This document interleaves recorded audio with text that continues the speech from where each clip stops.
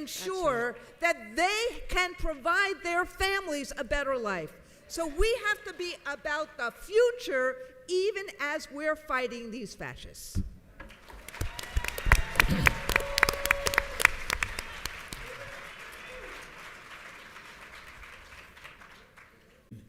To have breakfast the other day with stand-up brother Schlossberg, who's running for Congress, and not that I'm promoting his candidacy, but he's running for Congress. Not that I'm going to bring it up, but he's running for Congress. And he and I had breakfast, and we talked about his grandfather, President John F. Kennedy was his grandfather. And I told him, and we had a discussion, that all of what happened, Cleola, that A. Philip Randolph and others did, started into the Kennedy administration that led to him being demonized. And he was assassinated in November of '63. We passed the Civil Rights Act in '64 based on what he had really started that worked well in the '60s. You got to remember, Dr. King and President Kennedy never had a cell phone. That's right. Never had Twitter. Never had all these ways to communicate and have nothing to say. I mean, can't get 4 people together to a block association meeting. What do we need to do? You starting with me, Rev? You starting Yes. with me? Okay. Well, the points that you made needs to be understood, that everyone did not have, they did hear you say that we have to talk with people rather than talking at people. That remains one of the most solid pieces of information that I've received in a long time. Nothing. It is guaranteed to get out before you can get out the yard. We have to use that common sense that he reminds us of all the time to get the stuff done. A part of it, too, I'm quoting you because you've taught a lot of us a lot. Follow. You taught us that if somebody does something, congratulate them for doing it, don't take all the credit yourself. That's right. Because otherwise, why are they going to show up for you to come and do something if you're going to never recognize them then? I'm going to ask you, as you sit in your seat, reach over to the you. I know how hard you're working. Let them know that they mean something to you. Now that's how Rev teaches us to do stuff. And if we listen to the lessons that we're getting from one another, we can make some stuff happen. But also, what National Action Network has told us is don't work in no silo. If we're doing something, don't think that it's only us that have to do it. We need to partner with people. Randy had her book stuff going. What I did was beg her to give us some books, and wherever APRI was going, we would share those books and share the message. We did it all over the country for every place we went. We didn't take the credit for it. We said that AFT saw this initiative, and while they were threatening their sister over there, who may be short in stature but stand 9 feet tall in her courage, all right? She stood up to them and said, you will not dictate what our history will be when we start to teach about our history or the importance of all of us that are out there. We can't work in those silos, but we have the same relationship with LIUNA. Rev called on us to be a part of the march here, the March on Wall Street. He don't ask you to come, he tell you to come, right?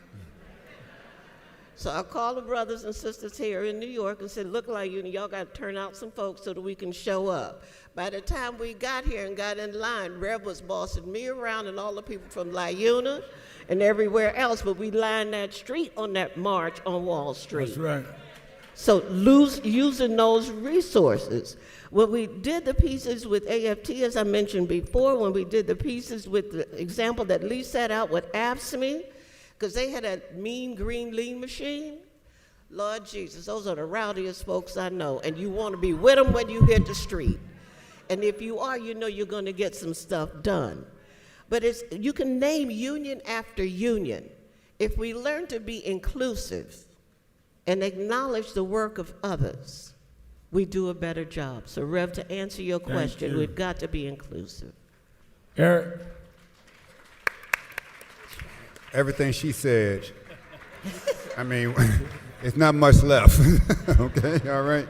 But realistically, as the Rev said, during that time, they only had rotary phones, a piece of paper, a flyer. And it's really ironic that we have all this social media and the lies are being told on social media. And, you know, where do the people go back and get their information? They go to the comments in social media. They don't go for the facts. So it goes back to, as Rev and Lee Saunders said, it comes back to talking to each other, okay, all right? As he said, you know, how they growing that 100 million, that was going back and knocking on each one of those doors, having those one-on-one conversations, challenging the issues before them, okay? Because we can't depend on social media. As Rev said, sometimes we can't even get 5 people in a room, okay, all right? But if you give them something way free, they'll be there, okay? They'll be there in a minute, all right? So it comes down to communication, and it's not going to take one time. You're going to have to constantly speak with these individuals. Bring our young people around who believe in social media before they believe what the real truth is, okay, all right? But everything else this young lady said is how we're going to do it. All right. Man, I'll second and third what you all are saying, but I will also just add, and one of the things that our union's proud of is the organizing work we've done to give respect and dignity to security officers, and we could not have done it without the partnership of National Action Network and you yourself, and we appreciate that. And we recently passed legislation here in New York City that will raise the wages, provide health insurance, and give benefits to not just the 20,000 unionized security officers, but all 50,000 security officers, whether they're in the union or not. And we did that not in mass mobilization, but through the partnership and coalition work. Yes, there were people, there were security officers, but I think we shouldn't underestimate the power of the people in this room, the power of unions, the power of people coming together to fight for what's right, and I think we can make change. Randy. I think if we don't believe that we can do things, then we're not going to do it.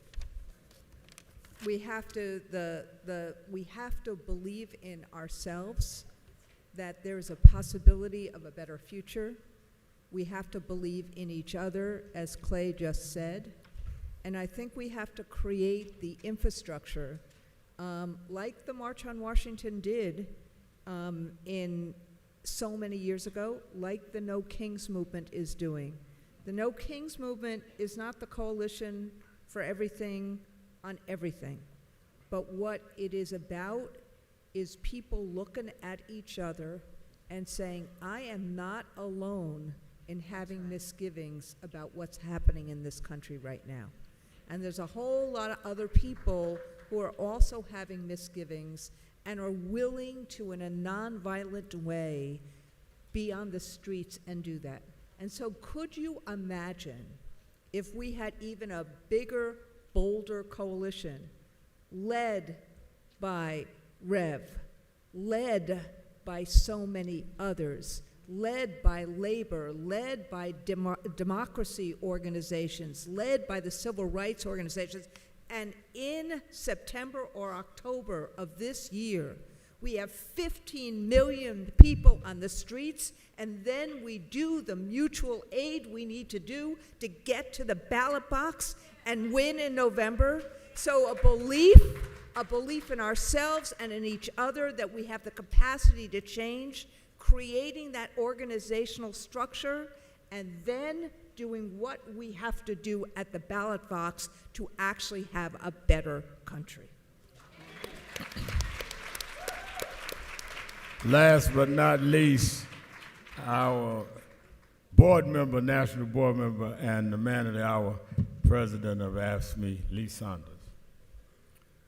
I think it's real simple what we have to do. We have to organize, mobilize, educate, make our voices heard, get in the streets, and raise hell every single day. I mean, that's what we've got to do. We cannot accept what's going on in this country right now. We cannot be on the defensive all the time. We can't play whack-a-mole with a fool in the White House. Okay? We can't do that. We can't do that. You know, Rev mentioned this in opening up this panel discussion and talked about Dr. Martin Luther King Jr. If you can think about back then, 1,300 sanitation workers, African American sanitation workers, going on strike in Memphis, Tennessee, because they were fed up and they were sick and tired of being mistreated by the boss. They saw one of their own crushed in a sanitation truck because he was trying to get out of the bad weather. And there was a mechanical malfunction when he got into the truck, in the back of the truck, and it crushed him to death. And the city refused to recognize those men who provided those services every single day as human beings. You know what? We're kind of reliving that right now. I don't want to compare what happened in Memphis to what's comparing to us now. But what I will say is this. We've got to be bold, and we've got to have the strength, and we've got to have the fight within us to do exactly what those sanitation workers did. And they said, hell no, we aren't taking it anymore.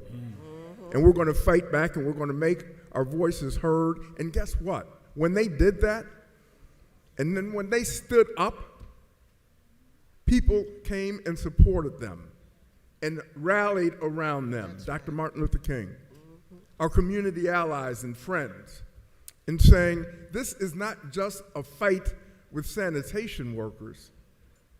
This is about a fight for dignity, a fight for making this country what we all want to see it to be.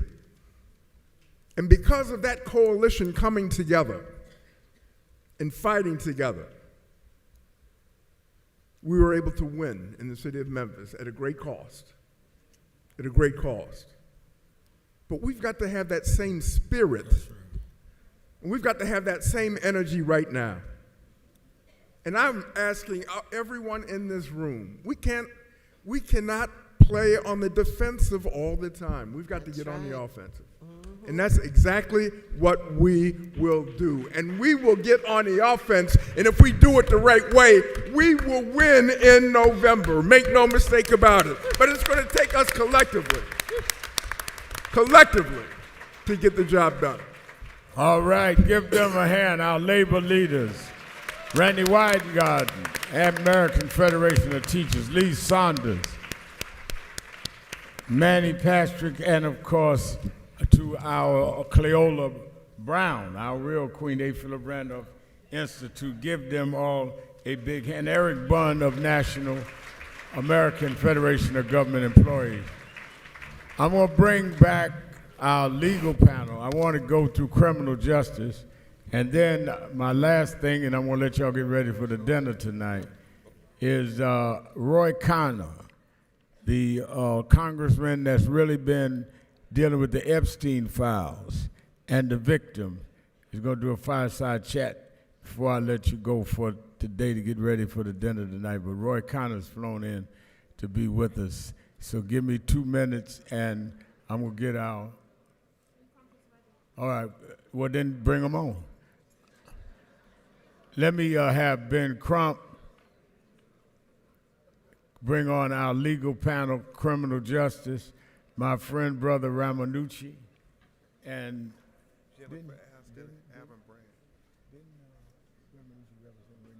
Yes. now let me say this as, where's Alvin?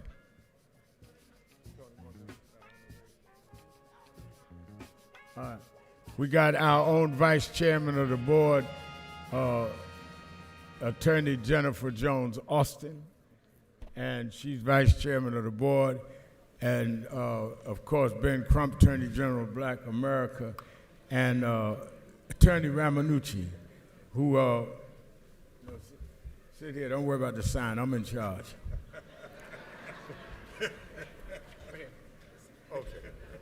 I want y'all to know Attorney Ramanucci worked with Ben and therefore us that were coordinating in the community on George Floyd's case. And he's now and he's now one of the attorneys for Renee Good's family that was killed in Minneapolis. And he changed his travel plans to be with us today, but he's not one of those that you're gonna see. He doesn't call me to get on TV, but he's in the trenches doing real work. And I saw him, I mean, every day huddling there with Attorney Crump, getting us through it, which got convictions, by the way. And clearly, we're honored to have him, and Jenny and I are honored, because I can't say we're honored to have Jenny, because this is her organization, she's vice chair. Y'all don't take these Kennedy pictures, I'm having a session.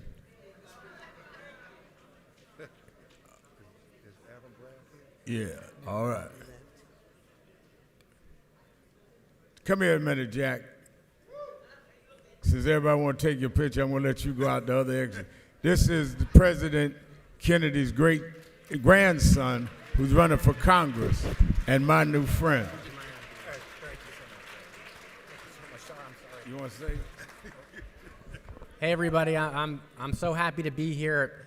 You know, I got to meet Reverend Sharpton, speak to him over breakfast a couple days ago, and I mean, this person does not get tired. I don't understand. You are doing so much more than anyone that I know to advance the cause of civil rights. You've been doing it my whole lifetime. You did it a whole lifetime before I was born, and you're still doing it. And you know, it just gives us all, young people especially, someone to look up to, an example to learn from. And I just really, it's great to be here. I don't want to take too much. I much rather hear from the panel than from me, but I'll say I'm running for Congress. You're sitting in the district that I would represent. And our campaign slogan is believe in something again. As Randy Weingarten was saying, we don't believe in anything anymore. How are we going to solve problems if we don't believe in ourselves? Amen. I still believe in politics. It's broken, but I still believe. Reverend Sharpton said something to me over breakfast that really stuck with me, and he said, President Trump is trying to dismantle the 60s and everything that was fought for in the civil rights movement. And you know, we forget this sometimes, but President Trump made DEI illegal. He made diversity illegal on his first day in office. He made it illegal to have diversity programs. We got to see this for what it is. We have to stand up, organize, and you know, I'll leave it at that, but I'm so happy to see all of you here today, and I hope to get to meet you. So, thanks. Let me say, NAN is a nonpartisan organization. Are any of his opponents here? All right, good. So we shared up who showed up. I always believe in showing up for who shows up with me. Give him a hand. Thank you for coming by, Jack. Attorney Ben Crump. Thank you, Rhea. Hey, we're waiting for District Attorney Alvin Bragg, so if he comes, we'll bring him up. You know, Reverend Al is kind of like the person who is not a lawyer, but he plays a lawyer on TV. He's a great co-counselor. Again, give it up for our civil rights leader, our champion of justice, Reverend Al Sharpton.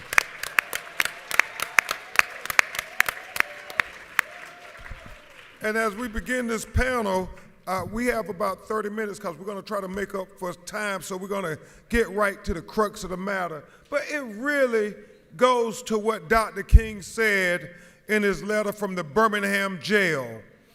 You know, everybody knows the part, Attorney Ramanucci, where he says injustice anywhere is a threat to justice everywhere. But I submit to you, sisters and brothers, I think equally important in that letter is when he said, just because they tell us it's legal, that doesn't make it right. And he said, we must remember that everything Hitler did to the Jews in Germany, they said was legal, but that didn't make it right.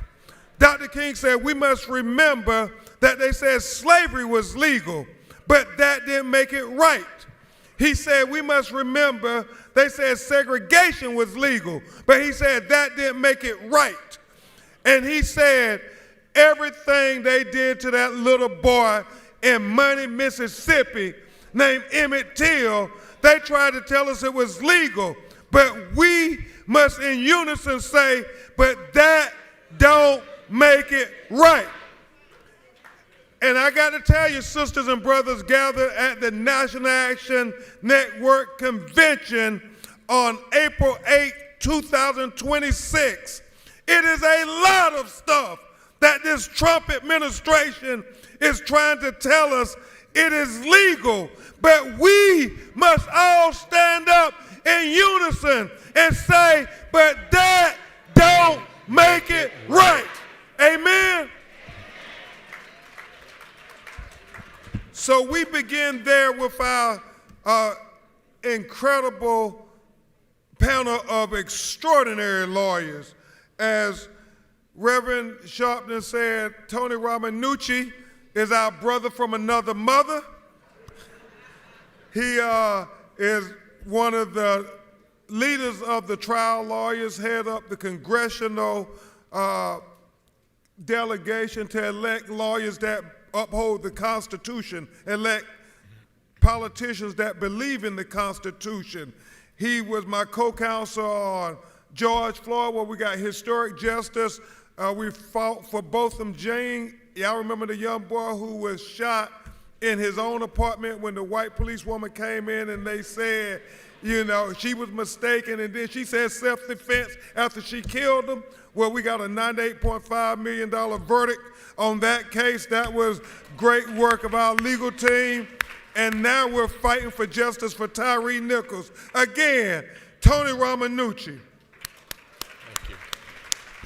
And as Reverend Al said, she is the vice chair of the National Action Network Board, CEO. She is a force of nature, and as I've always said, Jennifer, it's always brilliant black women who make us brothers look better than we ought to look. So thank you for all making all the black men around you look good.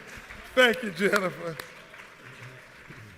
And so with that, we're here because April 26 is not April 2025. 2 years into this Trump administration, things have changed.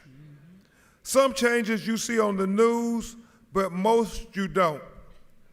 On this stage, we will have a district attorney join us. We have a community policy leader in Jennifer, and we have a civil rights lawyer in Tony Ramanucci and myself. They work inside the system every day. They will tell you what is real, not what sounds good on stage.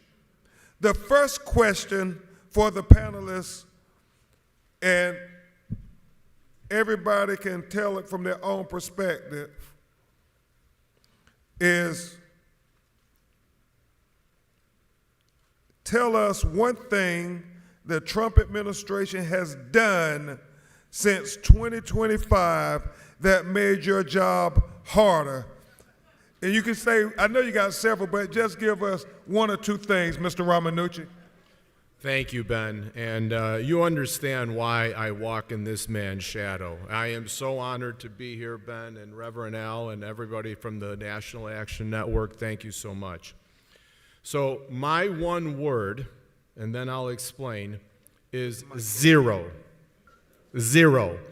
Zero investigations, zero prosecutions, zero cooperation when it comes to federal law enforcement officers. Have they made the job more difficult? You bet they have, because without investigations, they create hurdles for us to seek justice. And as Ben and I like to do when we crisscross the country representing people who have been aggrieved by police officers, shot and killed needlessly, had their constitutional rights violated, we seek civil justice, criminal justice, administrative justice, legislative justice. We seek all prongs of justice.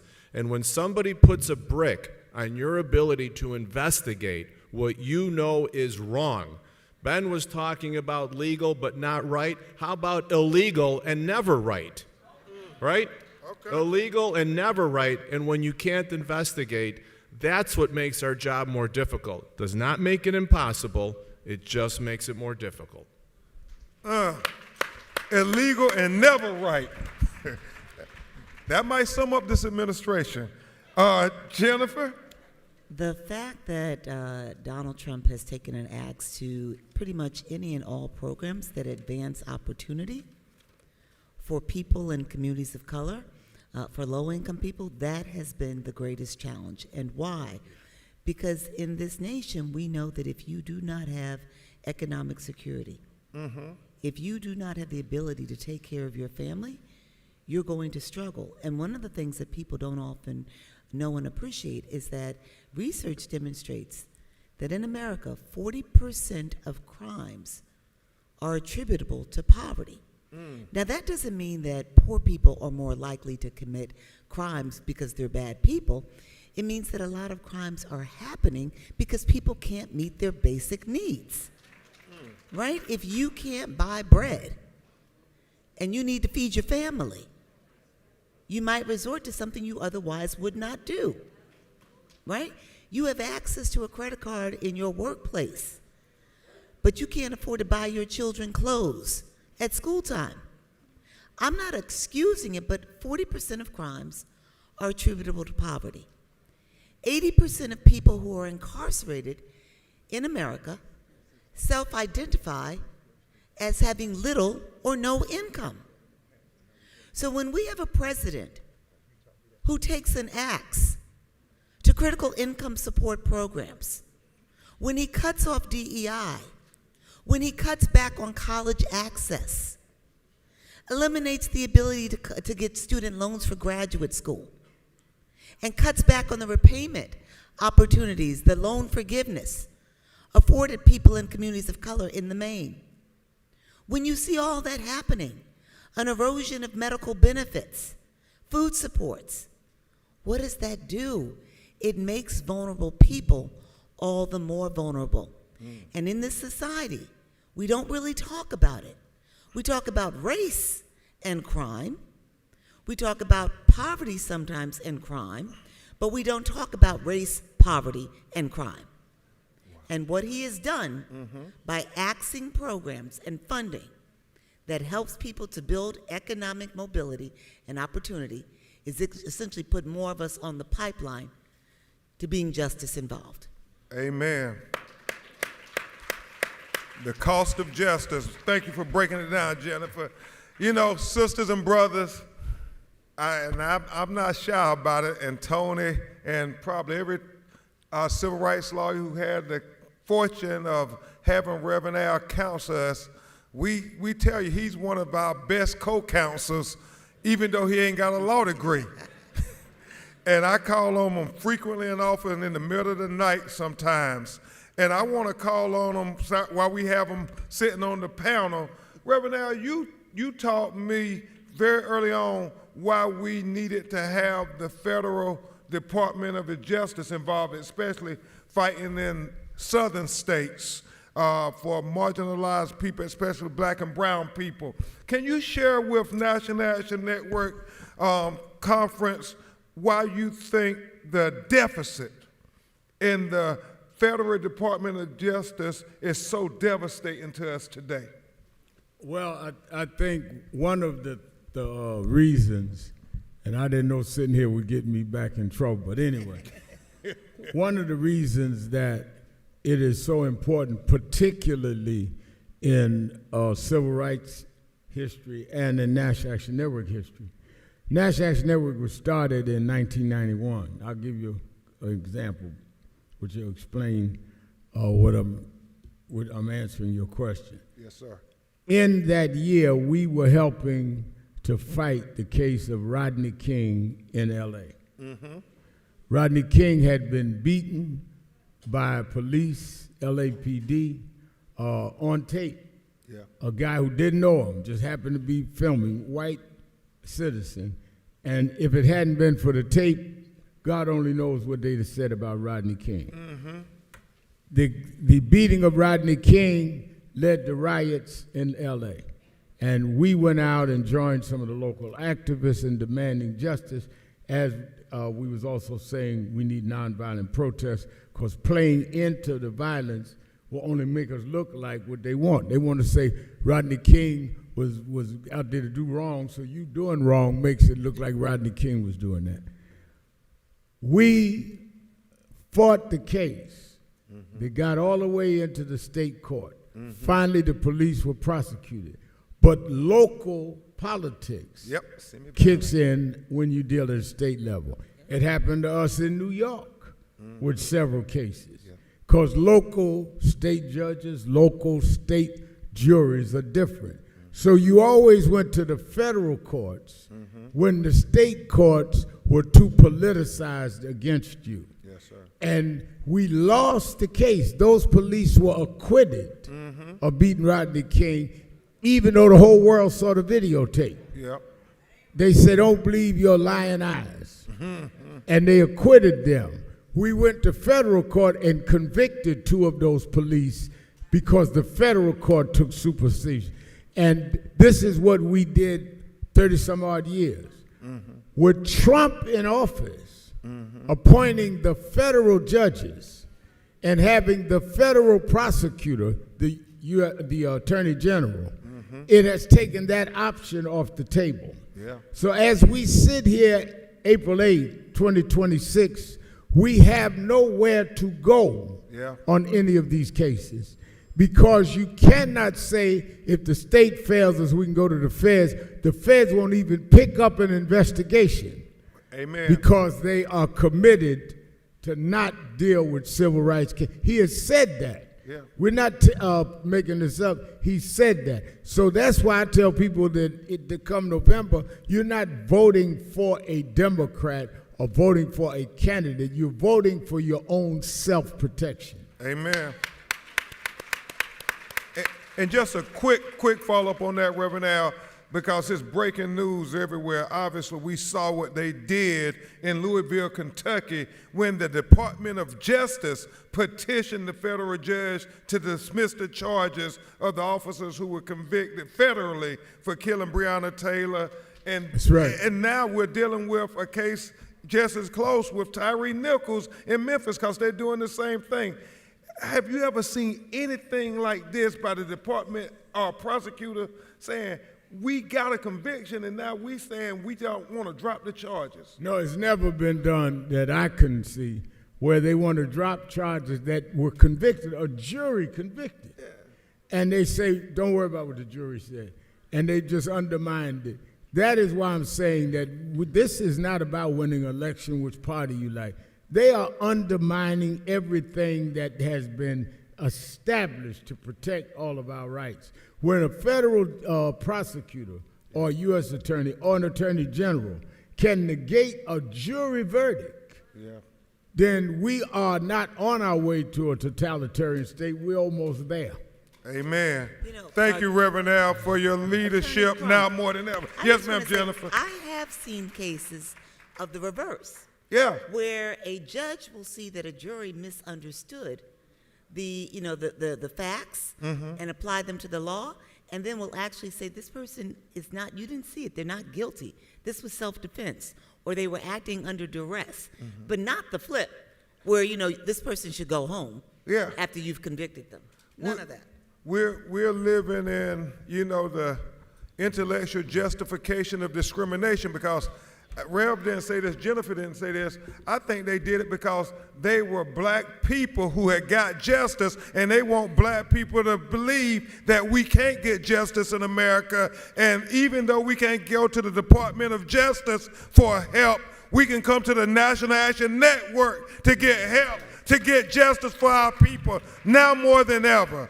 Now more than ever, we got to stand up, we got to be willing to speak up, and we got to be willing to fight for justice, because if we don't fight, they ain't gonna give us no inch of justice. We got to go take it.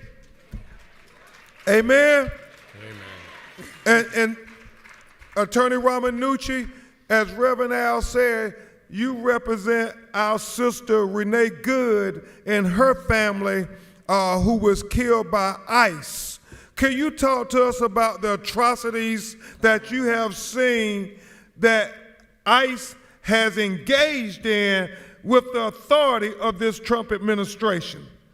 Well, I can almost speak from it firsthand, because I am from Chicago, and Chicago was part of what's called Midway Blitz, which is another one of the acronyms that they use to come in and have American troops invade our American cities. And so we were at ground zero for that. We were somewhat prepared, and we represent a lot of people from Midway Blitz who had their civil rights violated by ICE and CBP and other federal law enforcement officers. But what they didn't realize is that you don't go into Minneapolis when it's cold. They learned a big lesson, because I guarantee you, they figured that they were going to go into Minneapolis and root out this so-called corruption that they found in the community, and think that they were going to do it under cover of night, except it was under cover of cold. And you don't mess with Minnesotans when it comes to cold, because guess who won that fight? You better believe it. Amen. I spent a lot of time in Minneapolis after Renee Good was shot, and it was a struggle for me to be outdoors, literally, for the hours that I was. But for the folks out there, they knew how to fight, and that's how they won. What we saw in Minneapolis is beyond literally atrocious. I mean, it is criminal what was going on there with ICE, how they were violating people's rights, not 1 time per day, 10 times per day, but hundreds of times per day. And what you see on the video, what happened to Renee Good, don't let anybody fool you. Don't let anybody gaslight you. Don't let anybody else tell you a cover story. You see exactly what you saw. Kristi Noem, Pam Bondi, Steve Miller, Todd Blanche, wipe those, whatever they said about what Renee or her fiance was, not true. Those words, which I won't even deem to repeat, DR, and you know what it stands for, or DT, I apologize, nothing even close to the truth.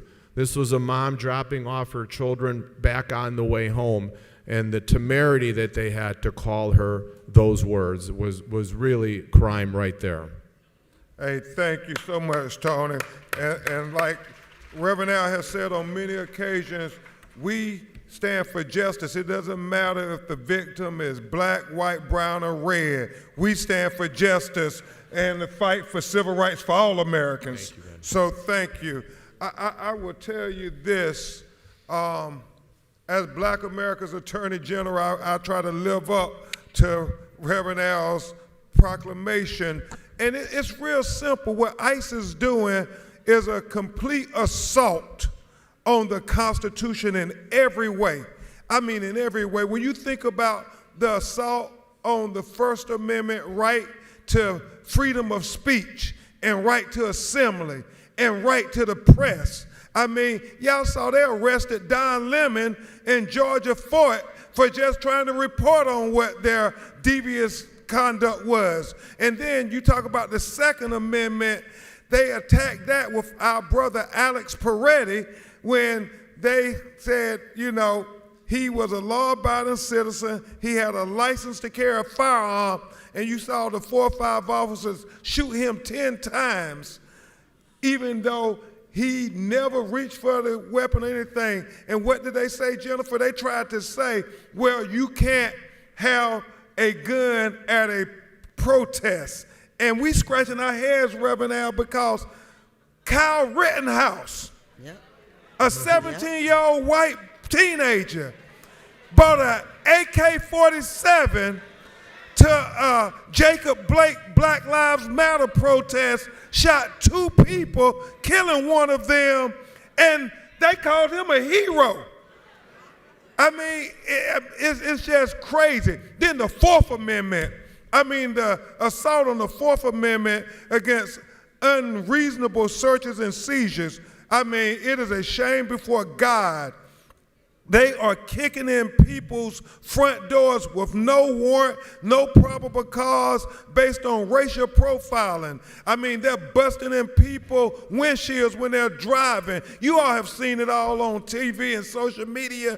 I mean, it is something I cannot believe, Jennifer. Our United States Supreme Court said that it's okay for them to racially profile people. And it's a shame. And you think about the Fifth Amendment, right to due process of the law, but you have the people in the highest levels of government without any investigations, as Tony said, without any due process, saying that whatever the officers did were justified. I mean, America's one of our most cherished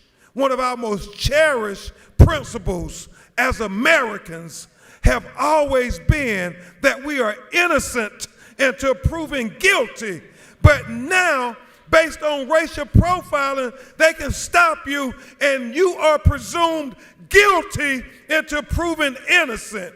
It's just unbelievable. And then the Sixth Amendment, the attack on the right to counsel. We have sisters and brothers who are American citizens, and they're detained in these ICE facilities. And Attorney Ramanucci, people want to be able to have consultation with their lawyers. Their lawyers are there at the detention facilities, and they won't even let them come in. Y'all heard about Congressman McIver. They won't even let people look at what's going on in those ICE detention facilities. So you have citizens having to go to court and go against Department of Justice lawyers, and they are by themselves. They have nobody. And it's so sad, Reverend Al. You have little children, 5, 6, 7 years old. Y'all seen these, our little Latina sisters and brothers, these children in a courtroom sitting at a table by themselves while they are being litigated against by the Department of Justice.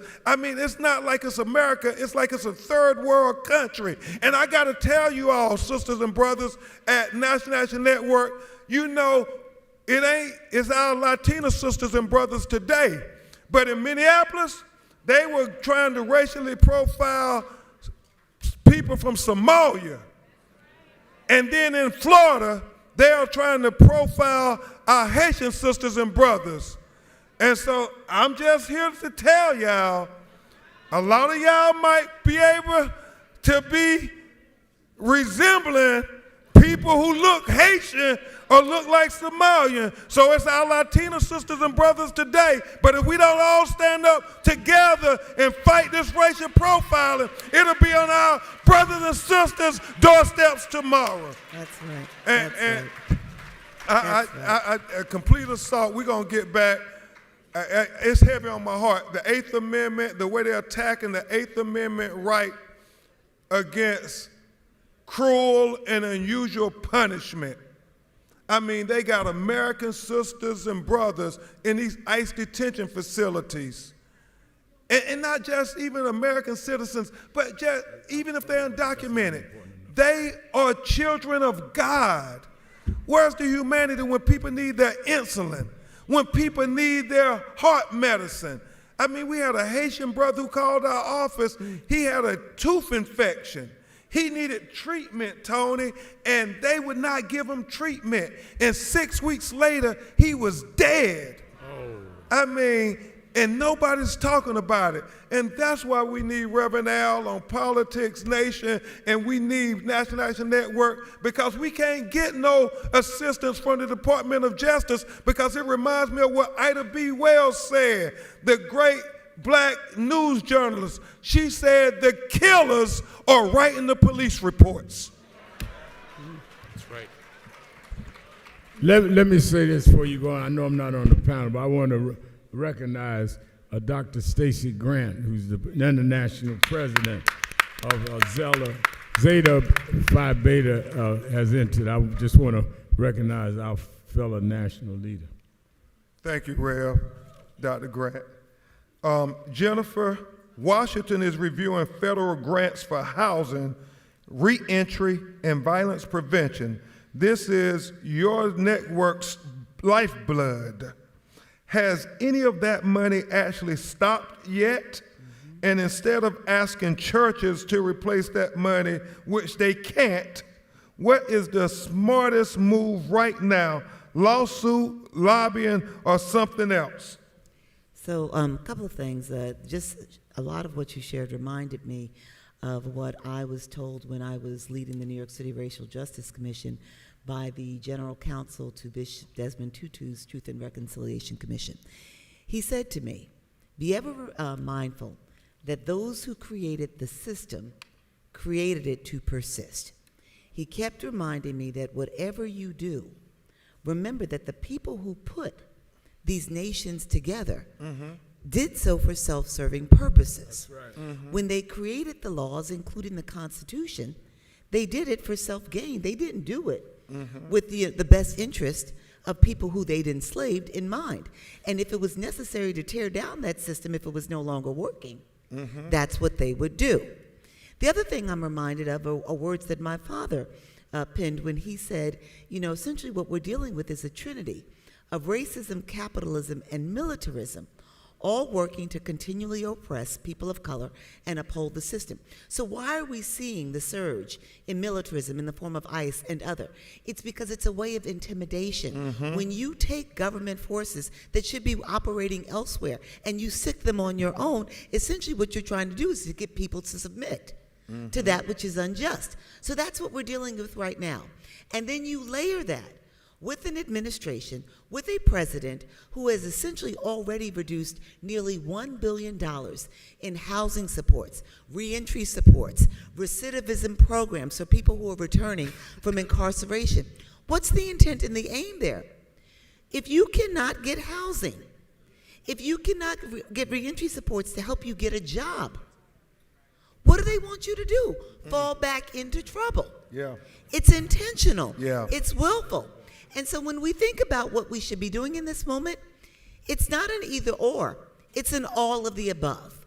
Yes, we need to be advocating. Yes, we need to be relying upon our lawyers. In this particular moment, the litigators are our best defense.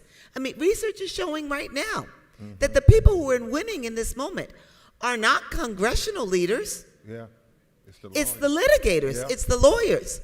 So investment in organizations like NAN and Ben Crump and his institutions, that's what's important. But the other thing I will say is when we look at our churches, the most revolutionary act in which our churches can engage right now is to educate our children. We are living in a society right now where less than 15% of black children are reading proficient. Less than 14% are math proficient. Yes, we need to fight against the banning of books, but the truth is our children can't even read them right now. The most revolutionary act that our churches can engage in right now, and it can go under the radar, is to teach our children to read and to write so they can gain knowledge, gain power, and be part of the revolution. Thank you so much, Jennifer. Thank you. Attorney Tony Ramanucci, you sue police officers. You fight qualified immunity, that legal shield that protects cops when they hurt people. Has the Trump administration made qualified immunity stronger since 2025? And if a family cannot afford a lawyer, how do they find someone to take their case when nobody seems to care? This is a very important question, and I know this is probably the last answer of this panel, but I'm going to try and keep it succinct. But I'm going to paint a picture for you. About a year ago, the Trump administration started signing executive orders banning law firms from representing certain clients. That, in and of itself, is something that is the beginning of the destruction of democracy.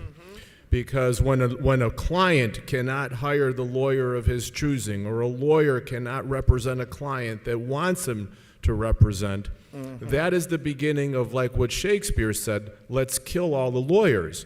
The reason he said that back in the day was because there was a monarchy. Sound familiar? And if you killed the path towards prosecuting those who are in favor of an unlawful monarchy, well then you get to do what you want, which is what's happening now. So when you couple those executive orders with what this administration is now doing by giving federal law enforcement officers impunity because they're not prosecuting, they are not investigating, they're letting them do what they want, they're letting them kill. They are literally giving them the ability to kill unlawfully without any consequences, without accountability. So have they actually strengthened qualified immunity by executive order or legislation? No. But they've been doing it with words. Every time they say he acted in self-defense, right? Because that's what you heard Kristi Noem say over and over again. He acted in defense of his life and those of others, which, by the way, are just canned narrative words to create the cover story justifying the shooting, the killing itself. So just with those words, that's how they have strengthened qualified immunity, by giving officers the ability to unjustifiably use force and get away with it. That, my friends, is qualified immunity, undefined, but by definition, that's how it's strengthened. Sisters and brothers, I'll say this as we wrap up. We must remember what Justice Thurgood Marshall said. And he said this at the 200-year celebration of the American Constitution, Reverend Al. He said that we must remember that the basis of the American Constitution is simply this: that a black baby born to a black mother, the most uneducated black mother, the most articulate black mother, the most impoverished black mother, has the same exact rights as a white baby born to a white mother, the most educated white mother, the most articulate white mother, the most affluent white mother, just by virtue of that baby drawing its first breath as an American citizen. Now, Justice Marshall said, I know that's not the case in America today, but I challenge anybody to say that's not a goal worth fighting for. I challenge anybody to say that's not what makes America the beacon of hope and justice for the rest of the world. I challenge anybody to say that is not what makes America worth fighting for. So, sisters and brothers, what we have to do now more than ever, and I thank Reverend Al for leading the way, we have to make sure we fight to make the Constitution real for all Americans. Now more than ever, we got to make sure that the Constitution applies to black Americans, white Americans, brown Americans, and red Americans. Let's make the Constitution real for all Americans. And with that, we say thank you for coming to the front line to help us fight for the Constitution of the United States.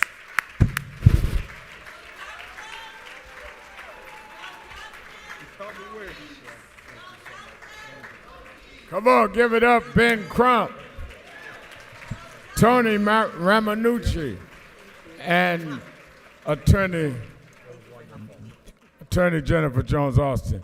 All right, let me redo the front, and we're going to have a very interesting discussion with a leading congressman who's been leading the fight around the Epstein files. You see him on TV a lot, Congressman Roy Connor. And then we're going to deal with equity, financial empowerment, and we'll be out by 4, so y'all can go get your doodads for the banquet tonight. All right, let's set up.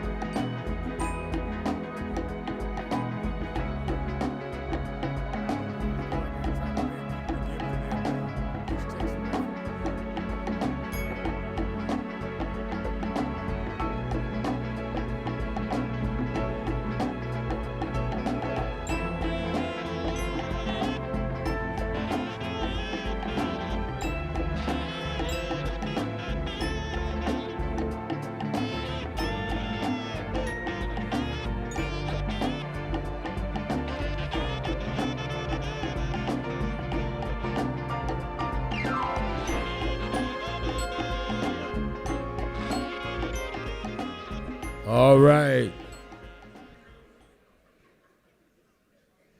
Our next guest is from the 17th District in California, Silicon Valley. He's the son of immigrants.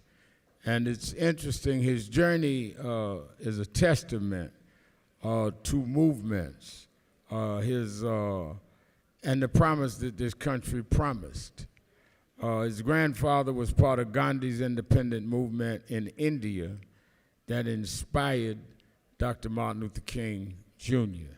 And as a vice chair of the Congressional Progressive Caucus, he's certainly been one of the country's most consequential members of Congress, ranking member of the Select Committee on Strategic Competition. He's leading the national conversation on how we protect American jobs and master the technologies of tomorrow. But more than his titles is his courage. He has been front and center in bringing and forcing out the truth of the Epstein files and the Epstein scandal. And I'm happy he broke his schedule to come to New York and be with us today, Congressman Roy Connor of California.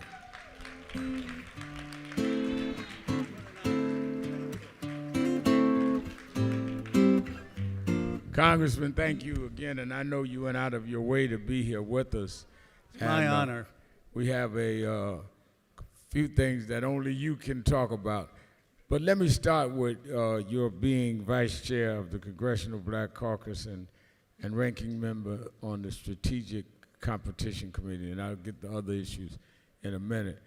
There's a lot of concern in our community, and we have delegates from all over the country, about AI and about the technology that is advancing so quickly that some in the private sector are using it to take people off of their jobs, rise unemployment, and even when it may not be necessary. How do you see, and what can you do and get other members of Congress to do, being that you're on that committee, that protects us from, at the same time, advancing technology? I don't think any of us want to go back to the Stone Ages other than President Trump threatening Iran. But at the same time, protect people's jobs. And how do we, it's a three-part question, and how do we also make sure that we invest in communities that have been historically underserved, that they are brought up to speed in technology so they can also work in a new world? Well, first of all, let me say, Reverend Sharpton, what an honor it is to be here. I was joking with a friend. I said, I think I finally made it as a Democrat to be invited to participate. And I'll start with someone who inspired, of course, you, but inspired all of us, Reverend Jackson, because he would come out to Silicon Valley back in the 1990s, in the 2000s, and said, what are you doing to overcome the wealth gap, racial wealth gap in Silicon Valley? Let me be very clear. We will never overcome the racial wealth gap in this country unless we overcome the racial wealth generation gap in this country. And the reality is that the black community was excluded from the agricultural revolution, excluded from the industrial revolution in many ways. Shame on us if the black community will be excluded from the AI and digital revolution. So the first thing I'm doing, and not just rhetorically, but what I've been doing for the past 10 years, you mentioned my grandfather and the connection to Gandhi and civil rights movement, but my parents wouldn't have been allowed in America if it weren't for people like you who marched and went to jail in 1965 Immigration Act. Because they didn't let folks from India into the United States of America until we had the Immigration Reform Act. And you know who hired Indian faculty when they came here? It wasn't Harvard. It was not Stanford. You ought to ask Nikki Haley, the South Carolina governor, who hired her father. It was an HBCU. Now we got all these, and I'm proud of them, we got all these Indian American leaders at these tech companies. I said, don't forget the past. So I partnered with Representative Clyburn and others, with NVIDIA and Google, to create partnerships at HBCUs. Because it's not enough to just have the words. What is the work? Where are the receipts? And we created partnerships with Claflin, South Carolina State, and about 30 other HBCUs, $5,000 scholarship, to your point, 9-month course, 10 hours a week, $75,000 job, and you can do it remotely. And those are the type of initiatives we need to make sure that the black community, talented people, have actually a stake in the digital economy and AI revolution. One more point. I used to make a joke that I taught at Stanford as an economics lecturer, and I used to say, my students got funded before they had an idea. And I was at Claflin, I saw all these students, they had brilliant ideas, brilliant execution. I said, they don't have a chance. They don't know the VC. They don't know the email address. Well, it turns out now Stanford actually has a program. There's a program that venture capitalists have called pre-idea funding, where these kids get money before they even have a business plan at Stanford. DEI, fundamentally, is merit-based. What it's saying is we see talent everywhere, and that the reason the kid in Claflin isn't getting funding is because the networks of exclusion prevent him from getting any introduction to the VC. So what we need to do is democratize the AI revolution so that in one generation, people in the African American community, the Black South, can actually build wealth to start to have economic independence. And that has to be the core of it. We can talk about what we need to do to protect jobs, but the fundamental issue has to be a wealth generation to tackle the inequality. Having said the last part of what you said of your statement, which was very intriguing to me, is there a way that members of Congress can implore upon the tech industry, AI companies and others, that they have to include diversity? They can call it whatever they want to call it. The thing I think a lot of people miss, Congressman, is that many of us have been fighting since I was just as youth director all my life around inclusion. When George Floyd happened and his family was here earlier panel, the private sector came up with DEI, started throwing money at mostly groups that had nothing to do with the George Floyd movement. We didn't invent DEI. We fought for Civil Rights Act. We fought for affirmative action. Corporate America created DEI, then turned around and said, we're being intimidated by Trump not to do DEI. Well, call it what you want to call it, but if you want a diversified consumer base, or you want voters to put people in office that give you regulations, then you need to have a diversified workplace and training base. Is there a way for Congress and others to make sure they understand that they can't get a free range? And the day will come, maybe soon, that Donald Trump won't be there changing regulations and threatening their mergers. You know, the theme of this whole convention is we're going to straighten out tricks in 26 so we can walk through the gates in 28. And I think that's the trick. He has intimidated a lot of the private sector. And you're one of the few people in America that has openly stood up to that. And I think that they don't realize every morning we wake up is getting closer to the day that we can take the Congress and at least stop him from certain things. And the private sector doesn't understand that they will end up with a backlash from us. Well, you make the political case very powerfully, and I make this all the time. I said, you do realize in 2026 we're going to have an African-American Speaker of the House, Hakeem Jeffries.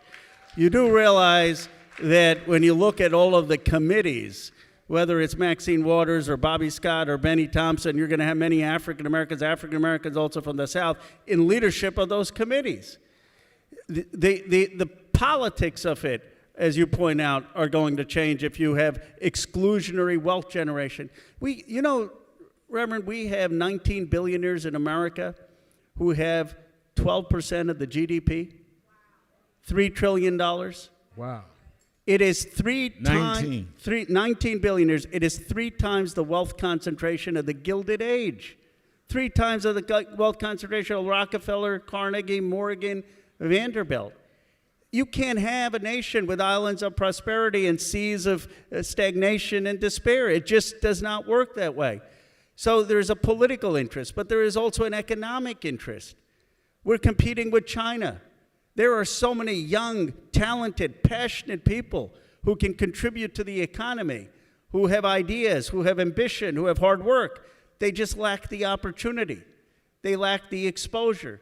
So what we ought to be doing is having models, partnering with the HBCUs, but more broadly with universities and tech institutes and these companies to say we are going to have these courses that will credential people to get these high-paying jobs. We're going to give them capital if they want to start a small business. And we're going to work with HBCUs, community colleges, public universities across the country to scale what we've been doing ad hoc with a few of these universities. And we should have a goal, 100,000 people in a year in high-tech jobs across this country, 100,000 black Americans doing that. There's no reason we can't do it. No one has had the leadership and the initiative to do it. And then we ought to say to the billionaires, if America has been good for you, you can do good for America. We can tax them a couple % so people have health care and child care and education in this country. And you had the courage to run on single-payer health care for everyone, national health insurance, back in 2004 when you ran for president. I remember that. I was a young man watching. And now they say it's I was a young man running. Now they're saying it's radical. But Jesse Jackson ran on that in 84 and 88, single-payer health care. And you know where the idea came from? It came from Bayard Rustin and Dr. King's Freedom Budget back where they said healthcare is a human right, education is a human right, jobs is a human right. We need to run on that kind of bold, transformative change as a Democratic Party. Tax billionaires, have economic Bill of Rights, have economic jobs across this country.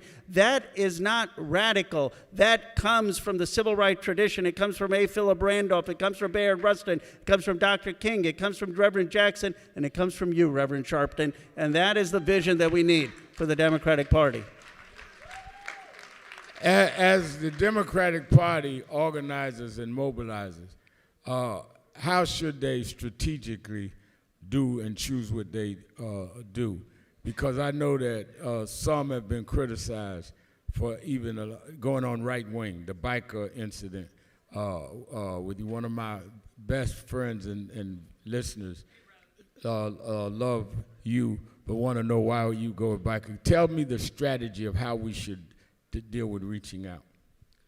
We need to go everywhere to talk to people, but we need to do it not celebrating people who are engaged in racism. We have to call that out. So I think there's a very big difference, in my view, between being unequivocal in condemning, for example, the assassination of Charlie Kirk, and on the other hand, which I reject, holding Charlie Kirk up as a role model for young men. We shouldn't be holding him up as a role model when he's insulted the intelligence of Justice Ketanji Brown Jackson and Michelle Obama. That's not the ideal for a multiracial democracy. But, you know, I've gotten in hot water because I went on Hassan Piker's podcast. Well, Hassan Piker, I don't agree with everything, but his big issue has been the concern of Gaza, the human rights of Gaza. The human rights in Gaza.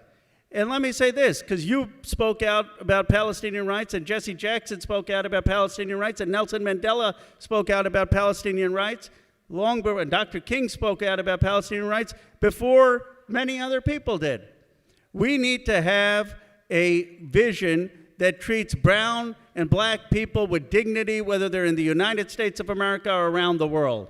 And that means you can't call the Iranian people animals. That means you can't call Gaza, people in Gaza, animals. That means we need to speak out against the genocide that took place in Gaza, and we need to stop providing Israel with military weapons to kill civilians. And that morality against militarism comes from the black community, comes from the traditions of W.E. Du Bois, comes from the traditions of Martin Luther King, and we need that conscience in America again. You've been one of the members of Congress that has been the face of digging into the Epstein files. And, you know, just with there's an old expression, just because I'm paranoid doesn't mean nobody's following me. It just seems to me that a lot of the erratic behavior that this president is engaged in is to try and keep Epstein files front and center in the American mind. I mean, I think the flood the zone strategy is what he's using. Anything. You know, 1 minute we, you know, snatching up the head of state in Venezuela, then we may go to take Cuba, nope, no, we'll take Greenland, let's go to Iran, oh no, I'll do a ceasefire, anything but let's deal with Epstein. Nigeria, Haiti. So tell us where, first of all, what is the status, in your opinion, of where we proceed with getting the evidence of the files? And what motivated you, because you clearly had to have courage to go up against this, because you're dealing with people that are very dangerous and wicked, that are involved, and others that we don't even know. But you've stood up, and I think a lot of people didn't because they think it's too dangerous. But somehow you had the moral courage, maybe it comes from your grandfather in Gandhi, to say that I'm going to take the risk, but this needs to be dealt with. And you didn't do it with a press conference, you just keep doing it. And explain to me where we are and where that kind of fire comes in you to keep going, because I don't know whether these victims, we have a lot of victims here that we've fought for down through the years, and I know what it means to victims to have somebody to stay with them even when the cameras are gone, and you've been that with the Epstein case. Well, I appreciate you saying that, Reverend. Look, I'm far from perfect, but I take my inspiration from people like you and my grandfather. When I think of the challenges we face, I said they pale in comparison to what my grandfather faced. You know, he was in jail in the 1930s under British colonialism. He went to jail in the 1940s. There are a lot of people who marched in civil rights who went to jail. And you're telling me we're going to let Donald Trump destroy our democracy? Where is our fight? Where is our contribution to the freedom struggle? Where is our sacrifice? You know, I was a little bit amused when the British press ran a headline, British monarchy jailed grandfather. Grandfather's son in Congress may bring down British monarchy with the Epstein files. But the point is that when we fight, when we push on coalitions, we can force Donald Trump to fire his own attorney general. We don't have to be helpless. We don't have to be flailing around saying we can't make a difference. So my fight comes from my grandfather. I believe my generation has been given the greatest inheritance of any generation ever.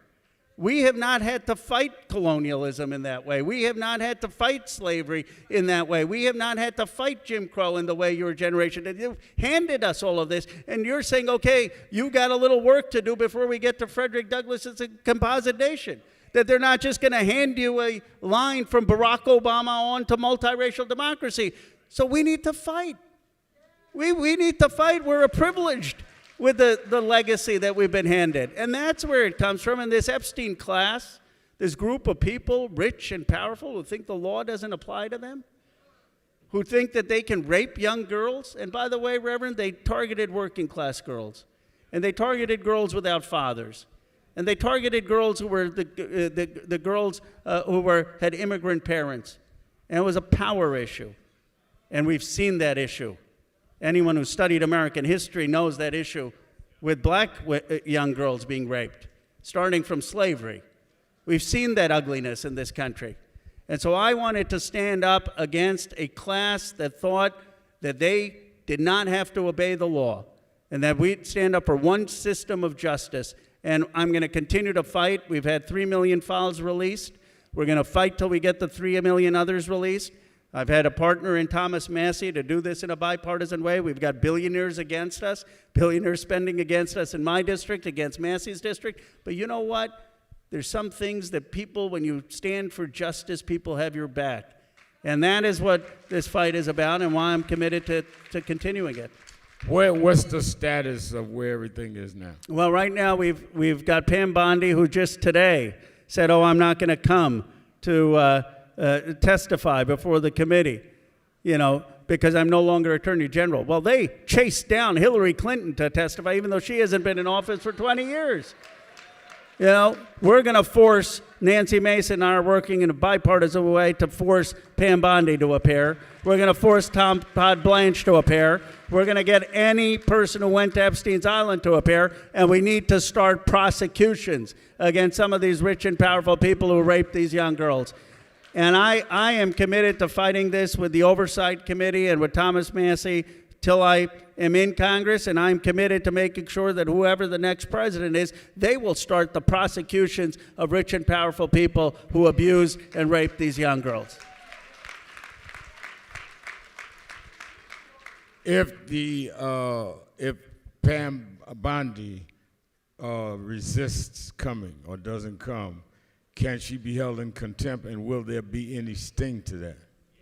She could be held in criminal contempt by the United States Congress. Now, would we have the votes right now? I don't know. We may, because we got some Republican votes to vote with us to subpoena her, but we certainly are going to have the votes come November to hold her to contempt. I think some of these folks, have not realized that no person, no matter how powerful, has immortality in American politics. And I'm not prophetic, but I know that Donald Trump's end is coming. It's the beginning of the end.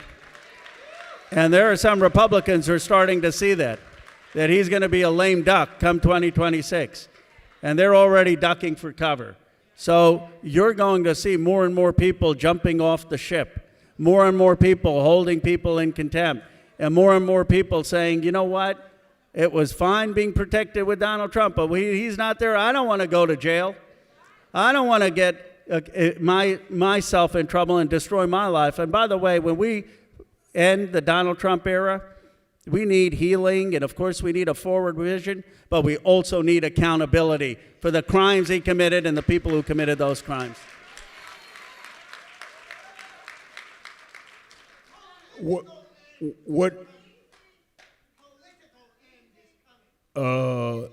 Yes, political. Yes, of course, right. political Okay. end. Thank you. You're right. No, he knows how these people distort stuff with me and you. Thank you.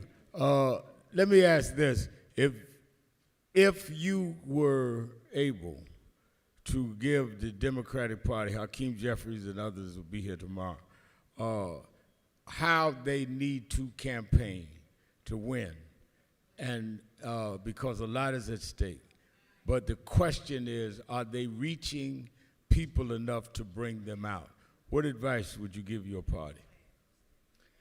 Well, first of all, I'm a supporter of Hakeem Jeffries. I believe he will be Speaker of the House, and he will be the first black Speaker of the House.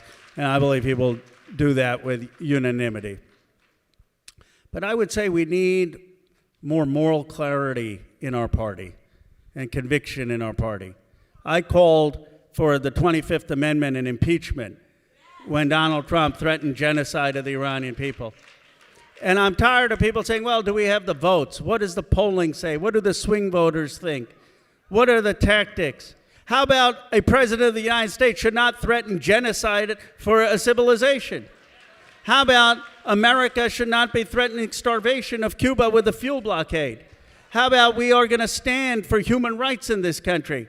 We're going to stand for economic rights and economic justice, and we're going to stand for a moral vision of America.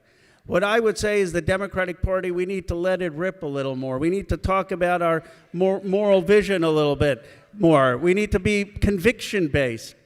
And we should take inspiration from people who came from the civil rights movement, because we forget that Dr. King, when he was assassinated, was deeply unpopular because he spoke against the Vietnam War, because he spoke against the military budget. You have a Donald Trump proposing $1.5 trillion of a Pentagon budget, and some of our senators saying, well, we'll study it, we'll consider it. No, we will reject it. We will reject it because we rather put that money in child care and health care and education for our people. Speak with moral clarity. Speak with our moral vision, inspired from Douglass to King to what a multiracial democracy with economic justice looks like. We ought to be running on Bayard Rustin's vision of a freedom budget. We ought to be running on Frederick Douglass's vision of a composite nation. We should be proud of being an immigrant nation, proud of being a multiracial democracy, proud of fighting for economic justice, and let the chips fall where they may. But you know what I believe? I believe people will respond to that. You know how I know people will respond to that? Because people have responded to that message when it's delivered with conviction in this country. When I got the info that you would come, one of the things that I think that is going to be necessary is for the, quote, progressives work along in coalition with the civil rights and everybody else. And I think that too often, you are an exception, that a lot of the progressive leaders are just as exclusionary as some of the conservative leaders. So, and the example I used is how many of them would come to an NAACP or National Action Network convention. Many of the ones national didn't even go to Jesse Jackson's funeral, all viewing his body. So you can't be progressive to me if what is dear to me is not part of it. That's how you build coalition. That's why I went out of my way to make sure I marched up front with De Niro on the No Kings March. But I think where I agree with you, you got to reach out to everybody. I think that one of the lessons progressives can learn from you is everybody's everybody. You can't say I gotta talk to a right winger, but I can't make none of the civil rights conventions and Jesse Jackson's funeral. Let me say this, and maybe you'd agree with me, Reverend Sharpton. The black civil rights movement were the progressives. That's right. They are the progressives. You think the idea of Medicare for all is a new idea? That was an idea out of Rustin's freedom budget. You look at Dr. King and what he proposed in this country against militarism, materialism, against racism, and I would argue no one has been more progressive in this country. No one's been more progressive than W.E.B. Du Bois. No one's been more progressive than Jesse Jackson's campaign twice in 1984 and 1988. No one was more progressive than the agenda you ran on in 2004. So I come to the black community in the Black South and with the civil rights community with humility. With humility. I once gave a nominating speech for Mr. Clyburn. I was a co-chair of Bernie Sanders' campaign, and people said, bro, why did you speak in favor of Jim Clyburn? I said, you know what? I wouldn't be born in America if it weren't for Jim Clyburn going to jail. I owe a debt to the civil rights movement in this country. I owe a debt to the people who marched for freedom and civil rights and economic freedom. So to me, I believe the black community has been the conscience of America, and I go not in a way of outrage. I go with humility to learn and appreciate what happened and to say, how do we now take all of that forward to build a multiracial democracy with economic stakes for everyone, and where I can offer something, seeing Silicon Valley, seeing the economic future, extend my hand in creating that opportunity. And I believe that those are the guiding lights for our nation. We're out of time, but I have to ask you, there are those that have raised the prospect that you should run for president. And you're going to be my running mate? Well, I mean, we'll have to poll what a Sharpton kind of ticket looks like. No, but, I mean, first of all, would you consider it, and are you ruling it out?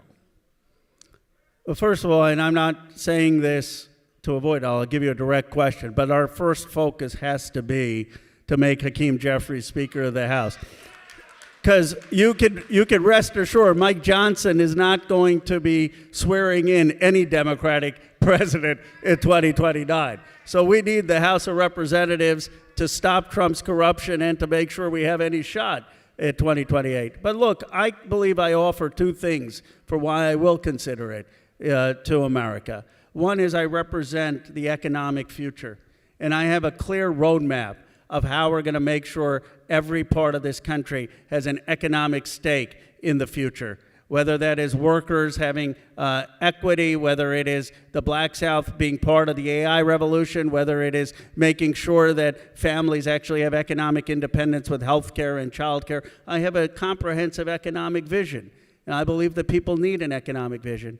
And secondly, I fundamentally believe, because of my grandfather, that we need to move beyond a colonial model of the world, that we have this incredible moment because of people like you, Reverend Sharpton, my generation. We have this moment to finally see what Frederick Douglass prophesied in 1869 in Composite Nation. You know, Douglass, 20 years after being enslaved, he didn't speak out first for just black Americans. He said Chinese Americans. Chinese have the right to come to America. Because in the free era of America, the best traditions will survive and the worst will be discarded. And America will become a composite nation, a nation of all nations, a nation of people with people of all backgrounds. I see that in the energy in our nation with young people. And I believe a multiracial America will finally be just not only here, but just around the world. And that calling of understanding the economy and wanting to see a cohesive multiracial democracy says, maybe I have something to offer and contribute with humility to our nation at this moment. Roy Connor, Congressman Roy Connor. Give him a hand.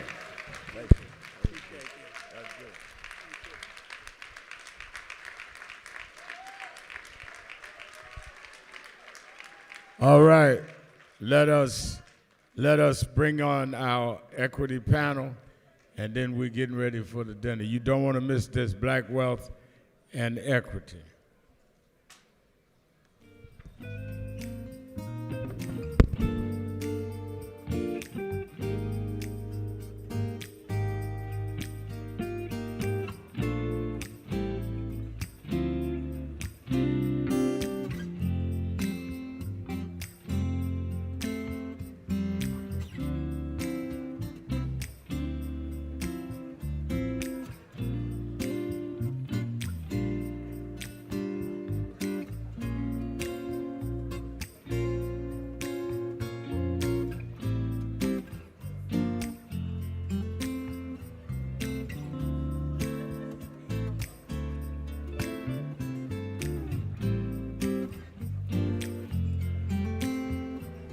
It looks bad now. Look at Iran. Look at what's going on in Minnesota. Look on. Yeah, but I was raised by them to realize that after storms, if we do the right thing in the storm, if we organize, if we register, if we do what we're supposed to do, there's always a rainbow coming out. The rainbow don't show until the storm is over. The rainbow gonna come out in November. The rainbow gonna come out in 28. We gonna fix these tricks in 26 and march through the gates in 28. We didn't come this far to turn around now. We won't go back. We won't go back. We won't go back. We won't go back. Good afternoon, everyone. No, we can do better than that. Everyone stand up for a minute, stretch, because we need your full attention. I need your blood flow working. Stand up. Turn to your neighbor and say, neighbor, Nan is awesome. But the real blessing for you today is that you're sitting next to me. All right, give each other a high five and take your seats.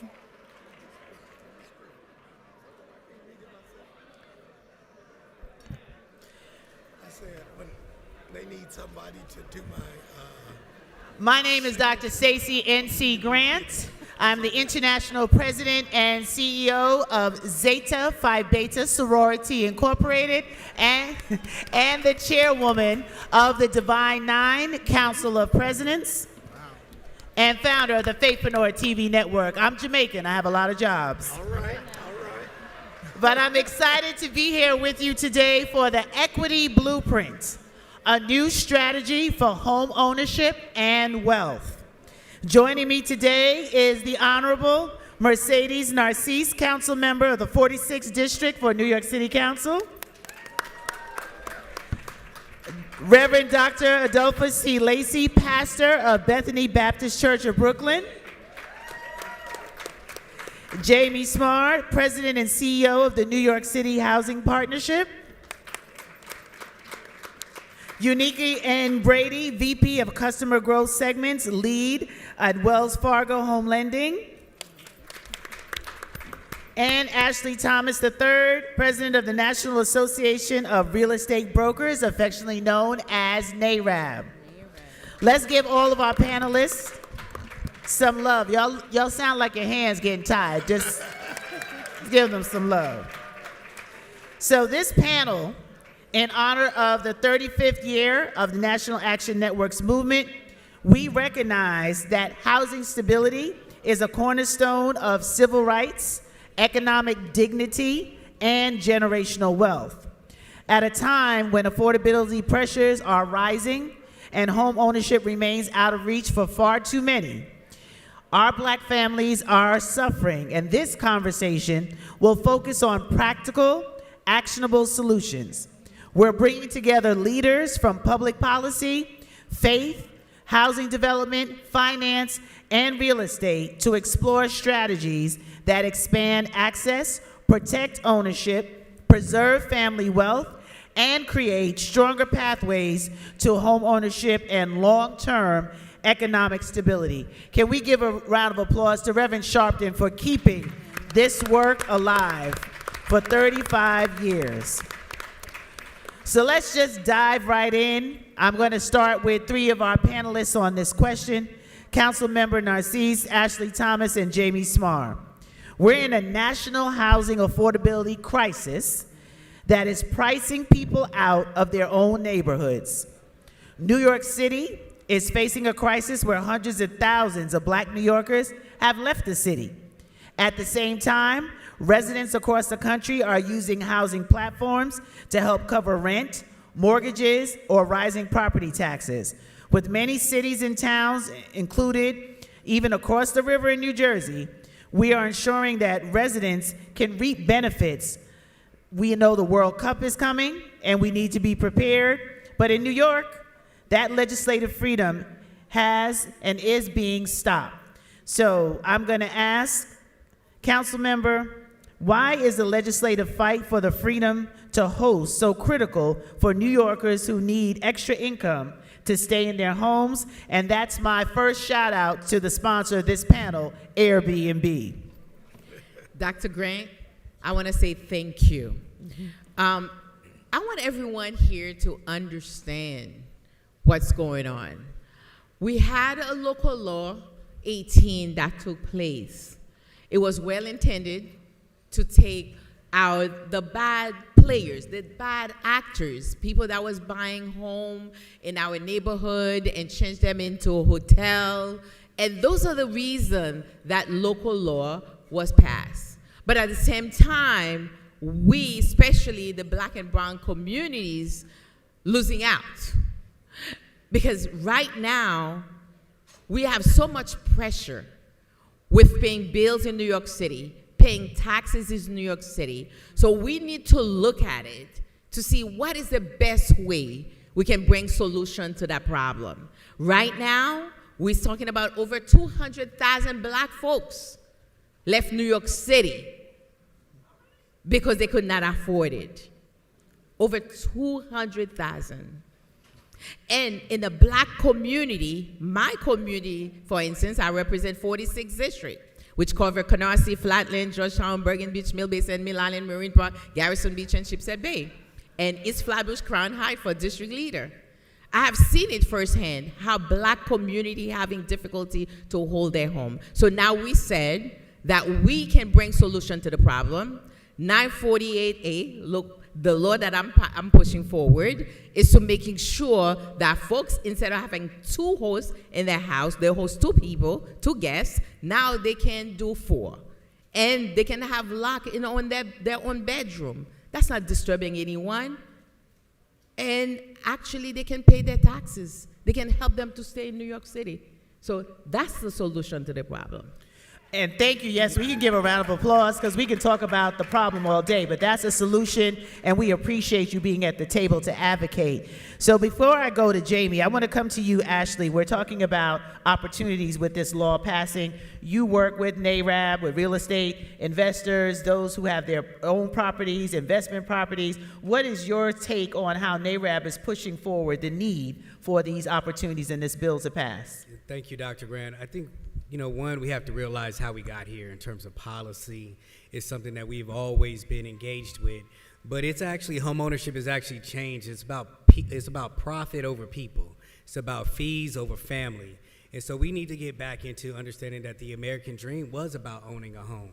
And so NARAB is really focused on education. We are extremely focused on getting out and outreaching in terms of how we can do better in the space of home ownership, but let's understand that we have to be more involved in terms of the policy. Our voice has to be heard. Yesterday, the mayor of New York came out and said white households in the city are over $200,000 in terms of wealth, and black households are under $20,000. That stems from home ownership.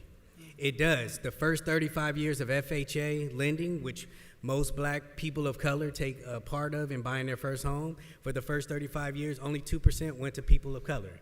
And so we understand that policy created the gap, and policy, once again, can correct it. Absolutely. And building on that, Jamie, how does the right for this wealth preservation tool that we're looking at for the families facing pressures of rising costs and gentrification, tell us a little bit about the housing platforms that can be utilized to impact this work that we've outlined. Well, first of all, I want everyone in this room to know that the New York City Housing Partnership is here for Black and Latino home ownership. Last year, we helped 500 New Yorkers become homeowners. And a lot of people don't know this, but the city will give you up to $125,000 to help you buy your first home.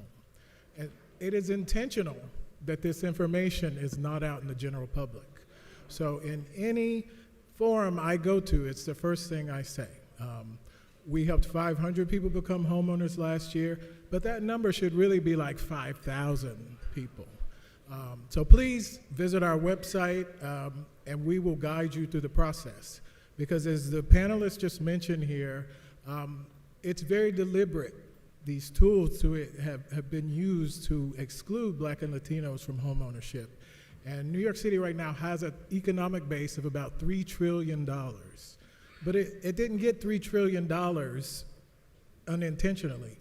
That came about as a result of Black and Latino families staying in New York City in the 80s and 90s when people did not want to live here. We were the ones who stayed and built our neighborhoods back to greatness.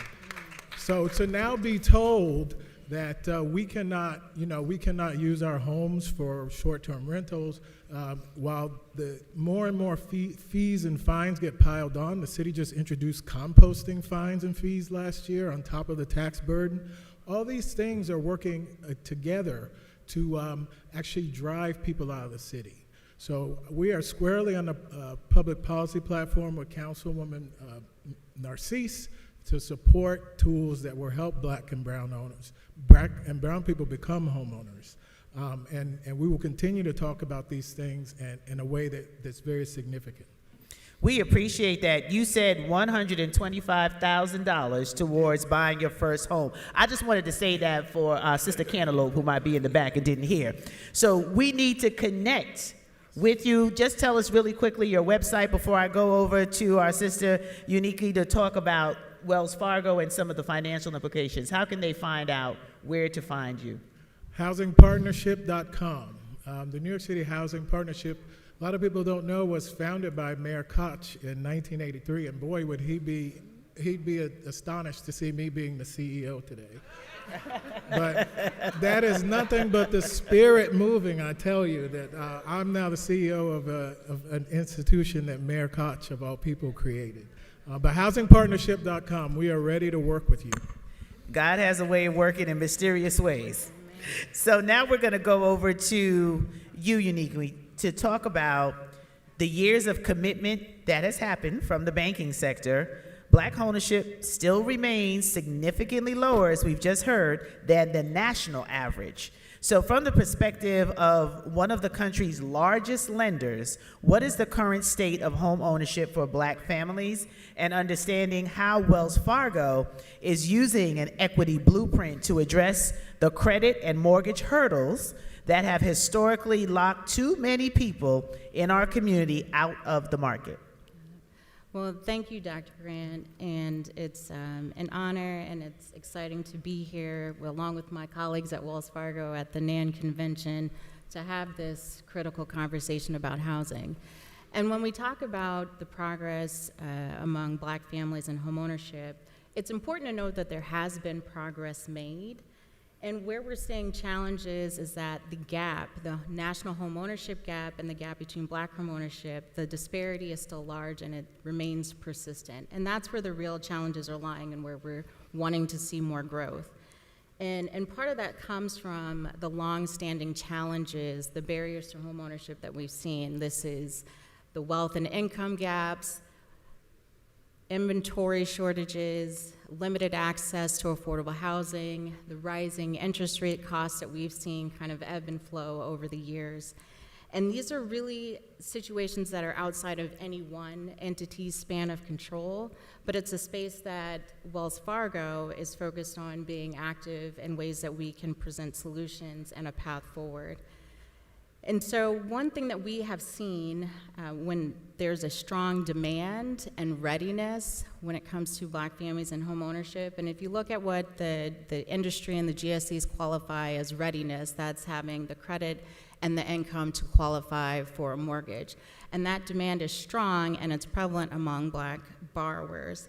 What we're finding, however, is that barriers to home ownership are coming up earlier in the journey and the process to step into mortgage production and taking on a mortgage product or to go into home ownership. And so these are credit challenges, bringing cash to close, and having access to down payment assistance. And our focus is to meet customers where they're at, providing opportunities for education and building pathways and having a trajectory for sustainable home ownership. It's not enough for us for Black families to get into a home. We want to make sure that we're creating sustainable long-term success in home ownership so that you have that asset to pass down for generational wealth. Absolutely. And Dr. Lacey, coming to you, we have major financial and business platforms that are represented here, but history shows that resources do not move without intentional advocacy. And you're a pillar of National Action Network, and we know that NAN specific agitation and organizing and policy helps to make sure we keep these corporate entities accountable. What and why can we not simply wait for the market to fix itself without pressure from NAN and the work that we're doing around this housing crisis? Oh, thank you. Thank you, Dr. Grant. And so we start with Frederick Douglass. There is no progress if there is no protest. And so we have to be able to continue to advocate, and then we educate. And sometimes those are two different elements in this regard as to the assets that we have and how they're used. And sometimes it has to be a more complicated conversation because we are renters and we are owners. That's the point. Y'all hear? We are renters and owners at the same time. And how do we find a just system that is fair for a renter and fair for an owner? And so you do so by trying to create a context for us to have a dialogue about what we're doing, and particularly showing what we have done in our best our best practices. And I currently serve as the co-chair of East Brooklyn Congregations with Metro IAF, and we have now contributed to $1 billion in equity with the Nehemiah houses in East New York. So again, it's the best practices, and our process that we're currently using right now is called public land for public good. So you're trying to find underutilized public land to try to use it for the public good. And so if somebody puts up something and then the city and the state and the federal government puts up something, then you're able to do that. And I can just tell you right now, we're so excited that over the next 2 years, we're doing 4,000 housing units, 20% ownership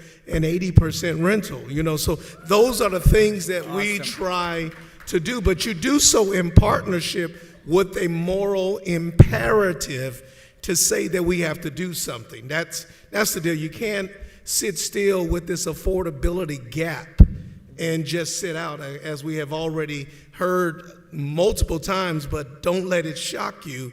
With 200,000 black families leaving New York City. That affects our schools, that affects our churches, that affects our parks. And so now, how do we leverage an asset that we have to be able to make our communities better? Because once you own, you stabilize. And so there is a moral imperative that we will argue for, that God put the human in the garden and said, develop it. And that's what we are doing. We are developing our own gardens. And if you take redlining out, if you take racism out, we can develop our own. You take gentrification out, we can develop our own communities with the right assets. Absolutely. For those of us who go to church, this is the point where we say amen. So we only have about 15 or less, 13 minutes left for this panel, and I want each of the panelists to be able to do a deep dive on some actionable items that we can take away from this conversation.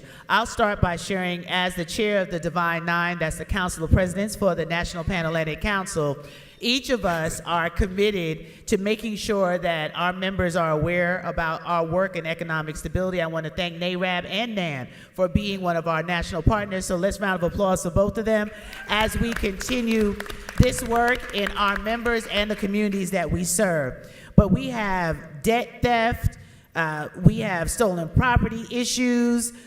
The list is so long about how to protect our properties with legacies, wills, and trusts, understanding what that looks like. And this is just the start of the conversation. I want each of our panelists to give us a 2-minute, one, contact for follow-up information so you can take action and when you go back to your community. And then 2, what the vision is. I believe you have to speak it before you see it. So what is your vision on how we truly make sure that this blueprint is one that we can preserve intergenerational wealth through home ownership? I'm going to start with Jamie, and I'm going to crisscross across the stage. 2 minutes each. Thank you so much. One of the things that we focus on, and I think this is a really big thing that people need to realize, is that the economy is rapidly changing, and it's restructuring itself. For example, we see individuals seeking to become homeowners, they don't have W-2s anymore. Because those jobs, those W-2 jobs are gone. They don't have salaries, they're gig workers. So the economy has restructured itself. We have people earning nice incomes, $85,000, $100,000, who are earning it from DoorDash, any of these things that won't give you a salary. So we have started a specific advocacy that is actually being supported by Airbnb, and I really applaud them for their leadership here, to go to lenders and say, we need to have a different conversation because these people deserve to become homeowners, but they don't have a traditional salary and there's no paycheck stub that they can show you. But these people deserve access to lending. Again, I am a true acolyte of the power of owning a home towards building wealth. And we need to be able to help our gig workers access those dreams as well. So that's one of the things that we started in 2026 is specific outreach to gig workers. So if you know gig workers, People who say, I never thought I'd be becoming a homeowner because I don't have pay stubs to show anybody. Send them to the housing partnership, please. Well, that is an actionable item. Thank you so much for that. Let's give Jamie Starr another round of applause. I'm going to come over to you for your 2 minutes, uniquely. Thank you for representing Wells Fargo. What is your charge to us as the follow-up action from today? So at Wells Fargo, we're focused not only on our products and programs, but also aligning with our national partners as well to address the friction points that we've all kind of spoke of earlier today. And I would encourage folks, we do have the opportunity here at NAN to have trusted advisors available for you. There is a resource center room that will be available starting tomorrow between the hours of 10 and 4.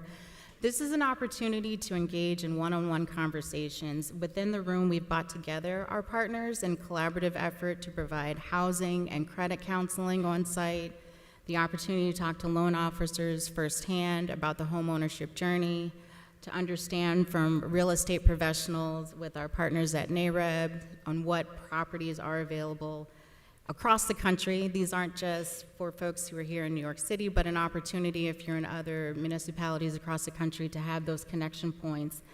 We look to create housing, education, and access so that you have trusted partners. There's a lot of folks out there sharing information, but you want to build a network of folks who are qualified and truly have your best interests in heart and are able to walk with you through this journey from start to finish. And a lot of y'all have the understanding that once you get to the closing table, that's when you're finished. That's really the start of your journey. When you talk about nurturing your garden, you're planting those seeds for your generational wealth. You're putting them on fertile ground, not rocky ground. And so Amen you want that. to make sure that you're investing in yourself while you're here and take those actionable items to meet with us in the Resource Center and have an opportunity to start your plan, get pre-qualified, and understand what your financial picture looks like and how you can start your own home ownership journey. Awesome. Can we give a round of applause to Unique M. Brady from Wells Fargo? And we're going to come over to our Councilwoman Narcisse. What is your final charge in 2 minutes or less? First, Dr. Grant, I want to say thank you. I want to say thank you to Reverend Al Sharpton for having this opportunity for us to have a real conversation. Now, to all of you, I see Dr. Cody from my district. I see a few folks that I realize that I see here, and I'm so happy that you're all here. But the question is, do you believe that black and brown people deserve to stay in New York City and own their home? Do you believe that we need to create opportunity for them? Do you believe that they need to leave their home for their kids for generation to generation? Do you believe that we are part of the structure of New York City? And you heard it from my colleagues when everybody was leaving the city of New York, but a lot of black and brown folks stayed to build it up. So do we deserve our fair share? All right, so now it's quite difficult for us to do that because the bills is going higher and higher. We cannot pay the taxes. Like I said, my district, we lost over 268, to be exact, of houses that we lost or more. We have a problem in our hands. We passed a bill where we said that local law 18 gonna solve all the problem, and the rent, we take all the renters out. If we turn it into Airbnb, guess what? The rent been going up 8% to be exact. So having that opportunity to keep your home is giving back to the city because you will be able to pay your taxes. That's what the local law 18 had done, and now we're trying to correct it with 948A. When you hear, it's not an Airbnb bill. It is a homeowner opportunity bill for us to stay in New York City to be able to do that. And two things I'm going to say. What it does, instead of having 2 guests, you can have 4. Now you can, no, 3 things to be exact. Now you can lock a room or a closet. I'm asking for the room to save your property if you're leaving your guests in your home. 3, you're able to, if you have an emergency, you can leave the city. You can go take care of your family if you have an emergency. This is not a lot. So I'm asking all of you, when you hear about when the narratives are coming, saying, no, you're going to take tenant, out of your building and all that, that's not true. So just say that people that work so hard, 3 or 4 jobs to have a home, deserve to keep their home. And Awesome. we're going to give them the opportunity to host. That's all it is, nothing more. So now, when you hear about it, I want you to call your council members. All your council, every one of you have a council member if you live in New York City. Find out. If you don't know, you can reach out to me. 718-241-9330. I'll be the source for you. We're going to fight to win this, and we're not going to let big folks, other folks, hotel folks, All right. to stop us from having our opportunity. That's all I'm saying. When you hear the call, holla at me. So let's get it passed because we deserve it. We deserve to keep our home. Thank you, Councilwoman. Let's give Councilwoman Mercedes Narcisse another round of applause. We're rounding out. Rev. Dr. Alfonso C. Lacey, what's your charge in 90 seconds? My charge in the final seconds is, again, we always hear these phrase, thoughts and prayers, and I'm thinking of Psalm 121, 5 and 6. The Lord is your keeper. The Lord is your shade upon your right hand. The sun shall not strike you by day, nor the moon by night. And you think about the aspect of covering, but then it gets just too simple to make God so esoteric. Some of us already have our houses, and I had an opportunity. I thank the Councilwoman for Mercedes for being able to share that. I wrote 2 op-eds, one in the Amsterdam News and one in the Caribbean Times, talking about the value of being able to use our own home ownership as the World Cup is coming here, and we're not allowed to be able to fully tap into the greatest asset that we have. And so to go back, Dr. Scott, to your first question is that's what the agitation is. You have to put pressure. Just because you look like us don't mean you vote like us. You have to put pressure on what is important for our community, the greatest assets that we have. Watch this. When you talk about land ownership, the greatest landowner in the world is the Catholic Church. The greatest black landowner is the AME Church. It is assets that we have, and how can you leverage your asset for such a time as this that actually is a once-in-a-lifetime moment? So you look at those type of things and put pressure on politicians to be able to do your bidding from a moral standpoint. That's what I seek to do. Thank you so much, Dr. Lacey. We appreciate that agitation. We know about it. No justice? No peace. I was just making sure you're still awake here. And now we're going to round out our comments with Ashley Thomas III from NARAB. What's your charge to us today? Thank you, Dr. Grant. And I want to thank Reverend Al Sharpton for allowing us to be here. This is a great panel. Talks about how we build our communities, the National Action Network. I thank Wells Fargo and Airbnb because it's very important as we move into this fight that we move in with partners that really care about what's going on in our communities. And so I'm very appreciative of that. The state of housing, the state of black home ownership in America is at an emergency stage. And we have to recognize that. NARAB was founded in 1947, and we have to continue the fights even after they die on social media. Appraisal bias is still an issue today. Discriminatory underwriting is still an issue today. Student loan debt is greater than a mortgage. $500,000 coming out of college when you can buy a house for $200,000 in some markets. I know, not New York. I'm in Los Angeles.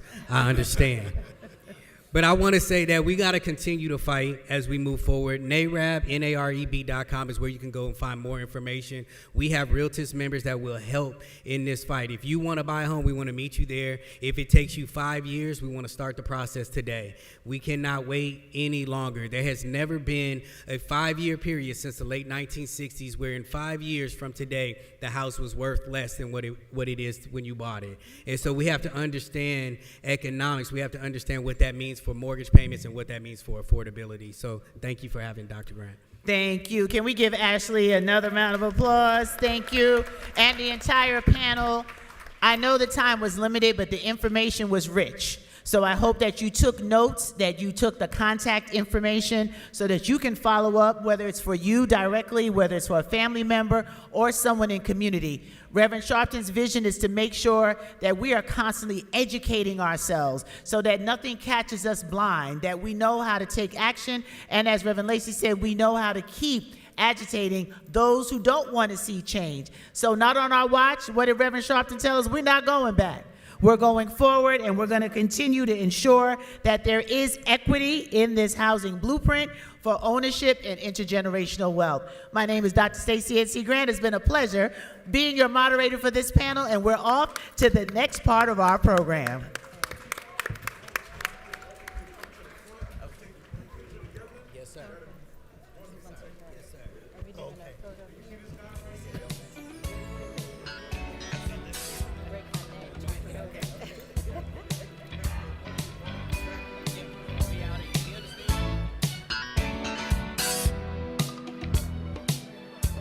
Excuse me, ladies and gentlemen. Shh, shh, shh.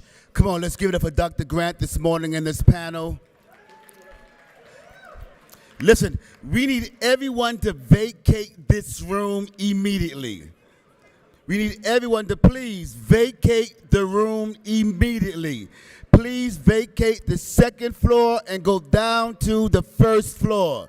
If you do not have your tickets, go down to the first floor. We have to empty this room immediately. Please, everyone, please leave the room. If you're sitting in your seat, you're not departing the room. Please leave the room. Thank you.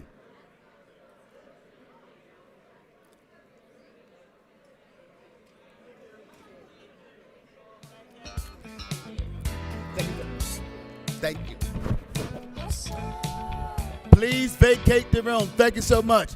And vacate the second floor. We need the second floor cleared off. Please vacate the room and the second floor. Thank you so much for your cooperation.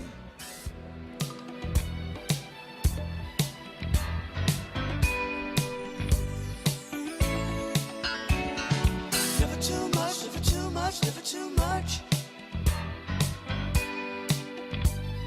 Security, can you open those side doors so they can vacate out this door?